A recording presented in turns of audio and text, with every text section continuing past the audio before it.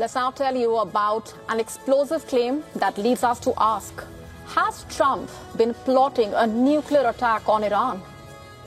What really has the US president's strategy been on Iran so far? Has the use of nuclear weapons been on the table? You know why these big questions come up tonight? Because of what a former US Congresswoman has claimed. It's a major claim.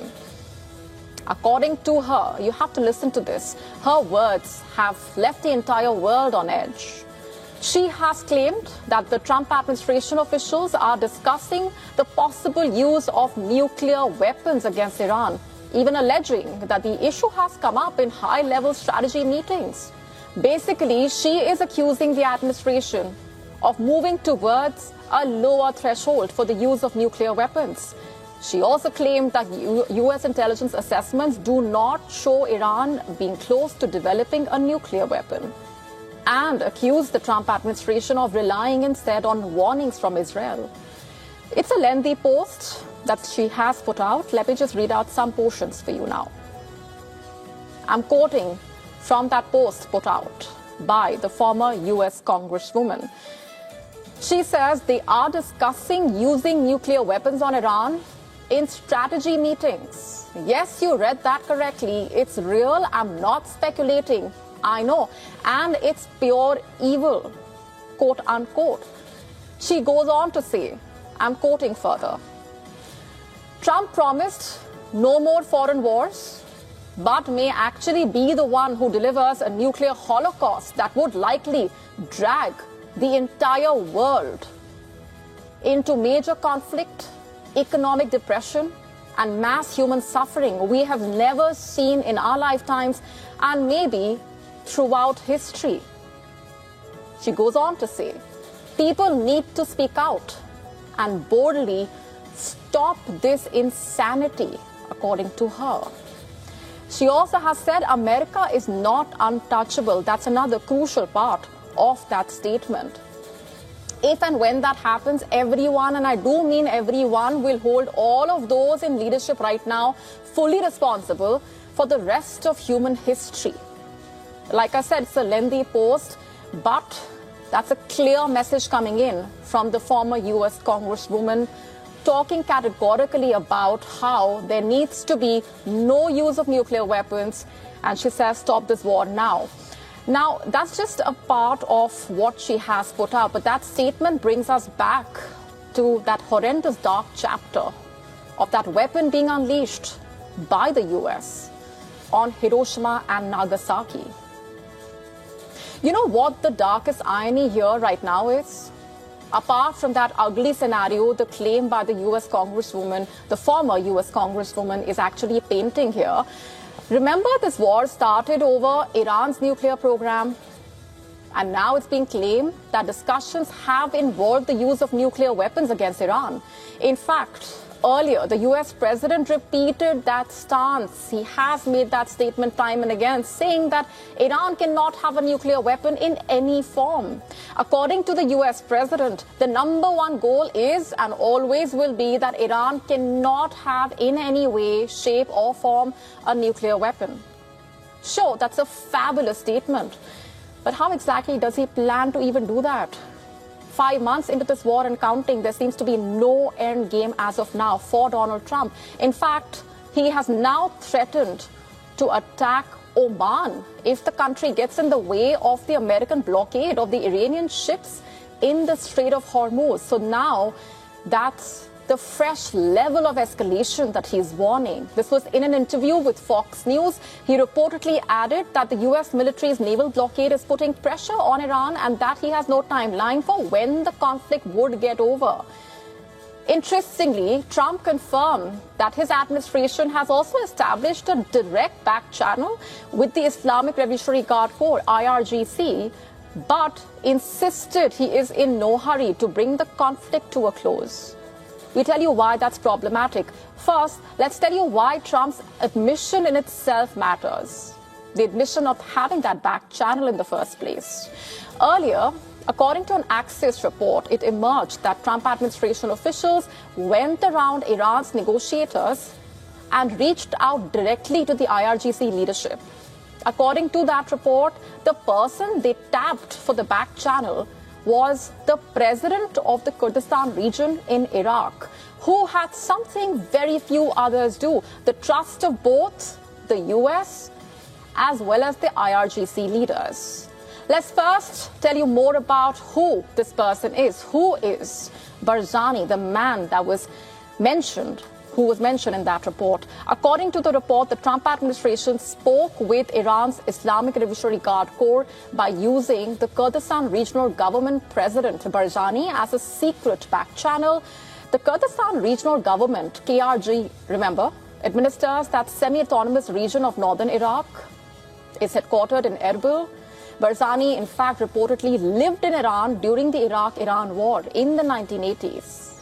Not just that, he is known to have studied at the University of Tehran, known to have also be able to speak fluent Farsi, and has personal relationships with several members of the IRGC. So that's the person we are talking about as far as that back channel is concerned. And as the Axis report also points out, here onwards, the Trump administration's key problem as of now and in any future negotiation as such will be to ensure that it is speaking to those who are actually calling the shots, which also means basically looking for mediators who are trusted by both the White House and the Iranian regime. So that's the big situation that America is staring at. Iran, meanwhile, claims that the war forced it to replace its conventional air defense structure with a more flexible and dispersed network. It's a very significant claim, an IRGC official claiming the changes improved the command, training, intelligence sharing, and missile deployment, while allowing systems to continue functioning under sustained attack. Not just that, Tehran also says more than 85% of its air defense production infrastructure survived, and that manufacturing never stopped. You know what that could imply? That future strikes will face a different defensive system. Remember, all of this coming while Donald Trump has a major battle to fight in November. The midterm elections are coming closer. But he says or claims he is not concerned about the Iran war's potential impact on the impending midterm polls. He made that comment to Fox News, claiming the midterms have nothing to do with his thinking and that he has no time schedule. He says he is not in a hurry in that interview. But who is to believe that? Also, look at the multiple challenges staring at Donald Trump, including the USS Abraham Lincoln crisis, with families of US sailors reportedly claiming some tried to jump overboard. Now, the US seems to be acknowledging mental health concerns among sailors, it seems. Now, the USS George Washington is reportedly moving in to relieve the USS Abraham Lincoln. Trump might be in denial about the writing on the wall, but he cannot absolutely ignore it for long. No matter how hard he tries, no matter what he tries to portray. With his ratings taking a blow, the US stockpile running out, and the midterm elections approaching, time is running out for Trump while the pressure continues to pile up.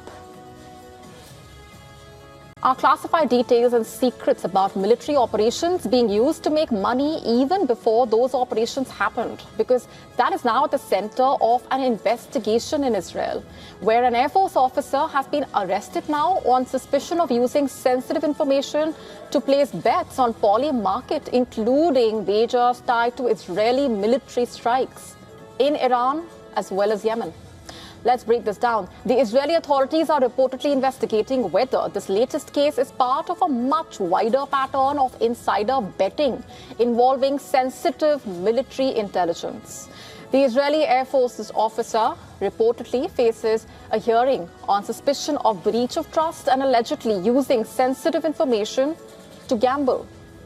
Polymarket is one of the world's largest prediction markets, remember. Users trade contracts based on the expected outcome of real-world events, with prices reflecting crowdsourced probabilities. The platform has also attracted attention as a forecasting tool, with some experts claiming that prediction markets can outperform traditional polls.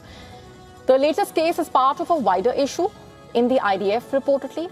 In the month of May, another Israeli Air Force officer was reportedly charged over alleged bets linked to military operations. Prosecutors said his conduct showed a willingness to sell sensitive information for financial gain, allegedly, potentially putting the entire force at risk. In the month of February, the Shin Bet, an Israel Defense Ministry investigative unit, and Israel police arrested 2 suspects in a joint operation.